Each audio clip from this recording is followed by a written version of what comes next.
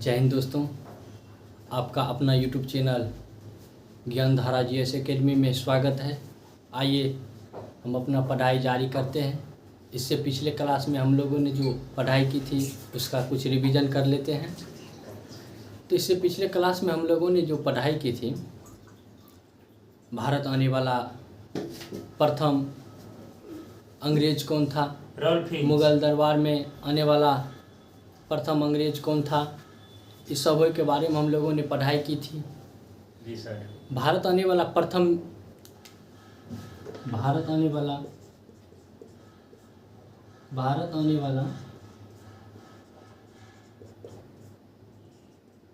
अंग्रेज की अगर हम बात करें तो हमारा रॉल्फ फिंच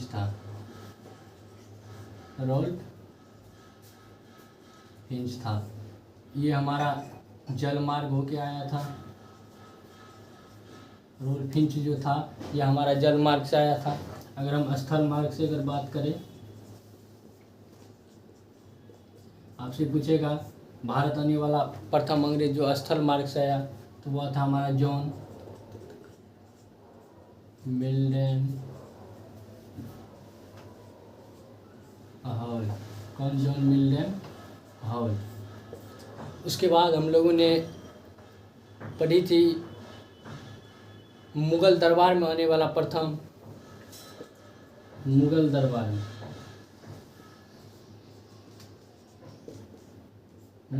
में आने वाला अंग्रेज कौन था। तो मुग़ल दरबार में आने वाला अंग्रेज की अगर हम बात करें तो अंग्रेज था कैप्टन हॉकिंस। यही कैप्टन हॉकिंस था जो इंग्लैंड के सम्राट जेम्स प्रथम का राजदूत बनकर आया था। किसका राजदूत बनकर आया था? जेम्स प्रथम का। इंग्लैंड के सम्राट जेम्स प्रथम का राजदूत बनकर कौन आया था? Captain Hawkins.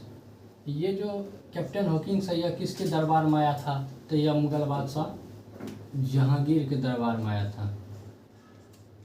किसके दरबार में आया था? जहांगीर के कौन से दरबार? 1608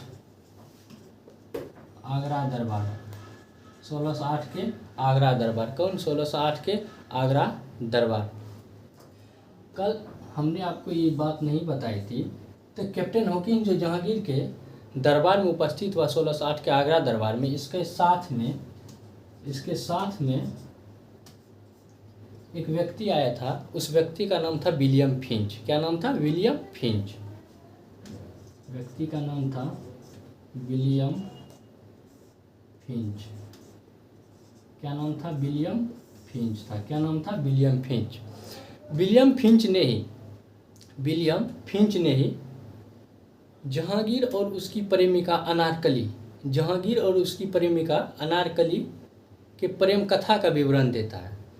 ये विलियम फिंच जो है यह जहांगीर और इनकी प्रेमिका अनारकली के बारे में, प्रेम कथा के बारे में विस्तृत जानकारी कौन देता है? तो हमारा विलियम फिंच देता था। कौन देता है? विलियम फिंच देता है। उसके बाद कैप्टन हॉकिंस ने जब वहाँ पे उपस्थित हुआ था जहांगीर से फारसी भाषा में बात की थी, ये हमने आपको बताया था। और कैप्टन हॉकिंस को व्यापारिक छूट नहीं मिला था। यहाँ तक हम लोगों ने आपको पिछले क्लास में बताया था। इससे आगे अगले क्लास में जानते हैं क्या क्या होगा।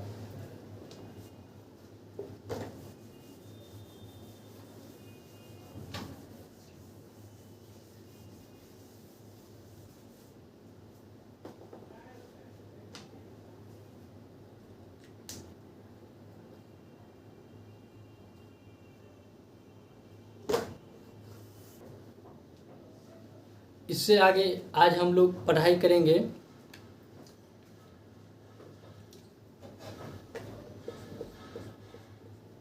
स्वाली का युद्ध। कौन सा युद्ध? स्वाली का युद्ध। अगर हम स्वाली के युद्ध की अगर बात करें तो यह युद्ध गुजरात के सूरत नामक स्वाली स्थान पे हुआ। यह युद्ध 29 या 30 नवंबर 1612 ईस्वी को हुआ। 29 या 30 नवंबर 1612 ईस्वी को हुआ। कब हुआ? 29 या 30 नवंबर। किसी बुक में 29, किसी बुक में 30 देता है, इसीलिए हम 29 या 30 नवंबर लिख देते हैं 1612 ईस्वी में। 29 या 30 नवंबर 1612 ईस्वी में यह युद्ध किसके बीच हुआ? तो यह पुर्तगाली और ब्रिटिश ईस्ट इंडिया कंपनी के बीच हुआ। किसके बीच हुआ? पुर्तगाली और ब्रिटिश ईस्ट इंडिया कंपनी के बीच हुआ। इस युद्ध में अगर हम जीत की बात करें, इस युद्ध में जीत हमारा ब्रिटिश ईस्ट इंडिया कंपनी का हुआ। इस युद्ध में जीत ब्रिटिश ईस्ट इंडिया कंपनी की हुई। इसी युद्ध को जीतकर ब्रिटिशों ने भारत में अपनी प्रभुसत्ता स्थापित किया।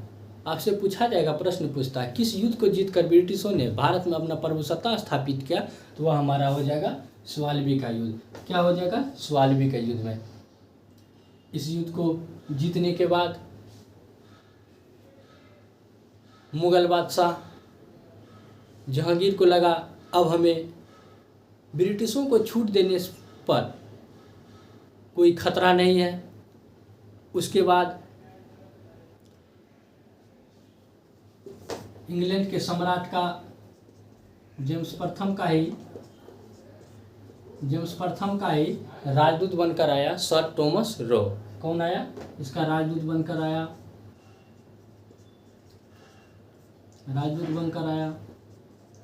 सर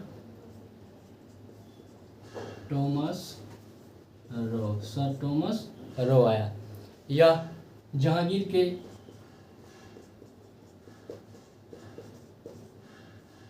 जहांगीर के 1615 के अजमेर दरबार में आया था। अजमेर दरबार में आया था, 1615 के अजमेर दरबार में उपस्थित हुआ था। उसके बाद सर टॉमस रो को मुगल बादशाह जहांगीर ने व्यापारिक छूट प्रदान दी। इसे व्यापारिक छूट दिया, व्यापारिक छूट प्रदान किया। क्या क्या व्यापारिक छूट प्रदान किया? व्यापारिक छूट के लिए कैप्टन हॉकिंस भी आए, सर टॉमस रो भी आए। कैप्टन हॉकिंस को इसलिए व्यापारिक छूट नहीं मिला था क्योंकि उस समय पुर्तगालियों का वर्चस्व हुआ करती थी, जिस कारण मुगलों को डर था पुर्तगाली हमारे खिलाफ विद्रोह न कर दे। जिस कारण ब्रिटिशों को जब कैप्टन हॉकिंस मुगल दरबार में पहुंचे, उसको यही कारण था कि व्यापारिक छूट नहीं मिला। जब स्वाल्वी के युद्ध में ब्रिटिशों ने पुर्तगालियों को हराया, उसके बाद अपना प्रभुसत्ता स्थापित किया, उसके बाद मुगलों को लगा कि अब हमें व्यापारिक छूट देने में कोई खतरा नहीं है। जिस कारण सर टॉमस रो को, ये जो जेम्स प्रथम का राजदूत बनकर सर टॉमस रो आया, इन्हें व्यापारिक छूट प्रदान किया। यहाँ तक रिवीजन करते हैं, उसके बाद आगे देखते हैं। जगह स्वाल्वी का युद्ध कब हुआ था? तो स्वाल्वी का युद्ध कब हुआ था? तो 29-30 नवंबर 1612 ईस्वी में। यहाँ पर आपको एक चीज़ और बताते हैं, ये स्वाल्वी का युद्ध कहाँ पे हुआ था? गुजरात के सूरत। ये गुजरात के सूरत में जो है, गुजरात के सूरत में एक जगह है स्वाल्वी। गुजरात के सूरत में ही है एक स्वाल्वी स्थान। इसी स्थान पे स्वाल्वी का युद्ध हुआ था। कहाँ हुआ था? इसी स्थान पे स्वाल्वी का युद्ध हुआ था। यह युद्ध कब हुआ था? 29-30 नवंबर 1612 ईस्वी को हुआ था। किसके बीच हुआ था? तो पुर्तगाली और ब्रिटिश के बीच हुआ था। और यह इस युद्ध में जीत किसकी हुई थी? तो ब्रिटिश ईस्ट इंडिया कंपनी की हुई थी। और इस समय कहाँ पे हुआ था आपसे पूछेगा तो गुजरात के सूरत के स्वाल्वी नामक स्थान पे हुआ था। यहाँ तक हम लोगों ने देख लिया। अब हम पढ़ेंगे मुंबई शहर की स्थापना कैसे हुई। मुंबई शहर की स्थापना के बारे में हम जानते हैं, पहले इसको मिटा देते हैं।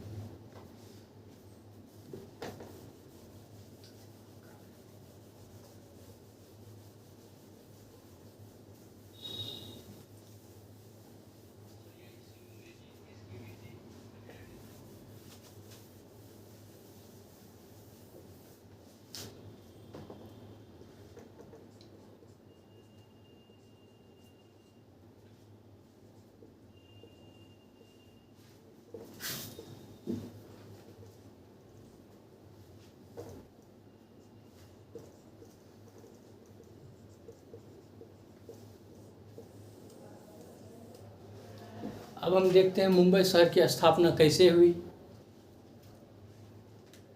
मुंबई शहर पूरे विश्व में, मुंबई जो है यह सालसेट द्वीप पर स्थित है। कहाँ पे? सालसेट द्वीप पर स्थित है। अगर हम द्वीप की अगर बात करें, यह सालसेट द्वीप पर स्थित है। किस पे है? सालसेट द्वीप पर स्थित है। यह सालसेट द्वीप पर जो उपस्थित मुंबई शहर है, यह पूरे विश्व में सबसे आबादी वाला द्वीप माना जाता है। पूरे विश्व में, भारत ही नहीं, पूरे विश्व में सबसे अधिक आबादी वाला द्वीप की अगर हम बात करें तो वह हमारा हो गया मुंबई द्वीप। ये किस द्वीप पे स्थित है? सालसेट द्वीप पर। किस पे उपस्थित है? सालसेट द्वीप पर। अगर हम बात करें इस द्वीप की स्थापना कैसे हुई, इसके पीछे कहानी क्या है, उसके बारे में हम जानते हैं। एक ब्रिटिश राजकुमार, पुर्तगाली राजकुमारी हुए। देखिए 1661 ईस्वी में, 1661 ईस्वी में पुर्तगाली राजकुमारी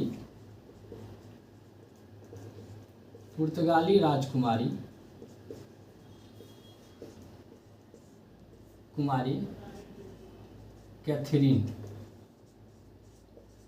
पुर्तगाली राजकुमारी 1661 ईस्वी में पुर्तगाल की राजकुमारी थी कैथरीन। और ब्रिटेन के सम्राट या राजा, ब्रिटेन के राजकुमार, पुर्तगाली राजकुमारी कैथरीन और ब्रिटेन के राजकुमार चार्ल्स द्वितीय, इन दोनों का विवाह, ब्रिटेन के राजकुमारी कैथरीन और पुर्तगाली राजकुमारी कैथरीन और ब्रिटेन राजकुमार चार्ल्स द्वितीय, दोनों का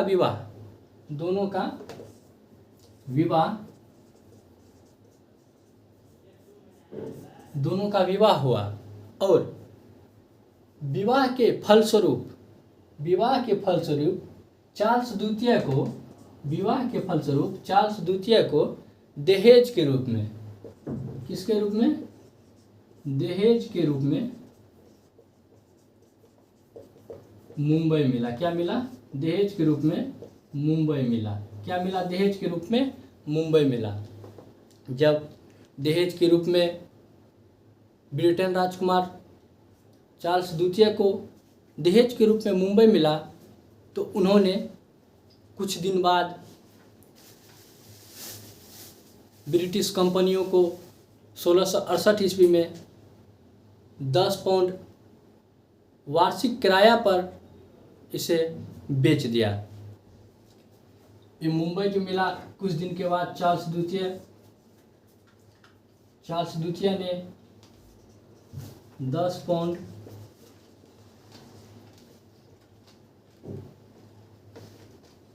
वार्षिक दर से ब्रिटिशों को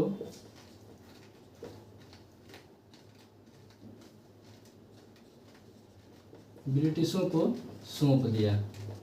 क्या क्या ब्रिटिशों को सौंप दिया। और ब्रिटिश तब जब ब्रिटिश के हाथ मुंबई आया तब ब्रिटिशों ने अपना शासन प्रशासन मुंबई पे और अपना मुख्यालय नगर बनाकर चालू किया। ब्रिटिशों ने 3 मुख्यालय नगर बनाया था, प्रमुख 3 मुख्यालय नगर। कुछ हम पीछे बताना चाहते हैं। ब्रिटिश जो थे सबसे पहले उन्होंने गुजरात के सूरत में अपना कारखाना खोला और उसी को मुख्यालय नगर बनाकर शासन प्रशासन शुरू किया था, लेकिन उसे मान्यता नहीं दिया गया था। उसके बाद मुगलों का भी प्रमुख केंद्र हुआ करता था सूरत। क्या हुआ करता था? सूरत। वहीं से ब्रिटिशों ने अपना कारखाना शुरू किया और मुख्यालय नगर जो था, इन्होंने 3 शहर को अपना मुख्यालय नगर बनाया। कितने शहर को? 3 शहर को। एक हो गया मुंबई, दूसरा हो गया मद्रास, तीसरा हो गया कोलकाता। इन तीनों को मुख्यालय नगर बनाकर अपना शासन प्रशासन शुरू किया। मुंबई आपको हो ही गया, मुंबई आपको हमने बता दिया। उसके बाद अगले क्लास में मद्रास और कोलकाता के बारे में जानेंगे। इससे पहले हम रिवाइज कर लेते हैं। आपसे पूछेगा मुंबई शहर जो है किस द्वीप पे स्थित है, तो यह सालसेट द्वीप पर स्थित है। कहाँ पे स्थित है? सालसेट द्वीप पर। पूछेगा आपसे सबसे अधिक आबादी वाला द्वीप, सालसेट द्वीप पर स्थित मुंबई है। कौन है? मुंबई है। आपसे पूछेगा पुर्तगाली राजकुमारी कैथरीन और ब्रिटेन के राजा चार्ल्स द्वितीय का विवाह कब हुआ था? तो कब हुआ था? 1661 ईस्वी में। कब हुआ था? 1661 ईस्वी में। और दहेज में चार्ल्स द्वितीय को कौन शहर मिला था? मुंबई। कौन मिला था? मुंबई। अगर इसे 10 पाउंड वार्षिक दर पर 1668 ईस्वी में दिया था। 1668 ईस्वी में वो 10 पाउंड वार्षिक किराया पर दे दिया था। यहाँ तक हम लोगों ने देखा। अगले क्लास में देखेंगे। जय हिंद।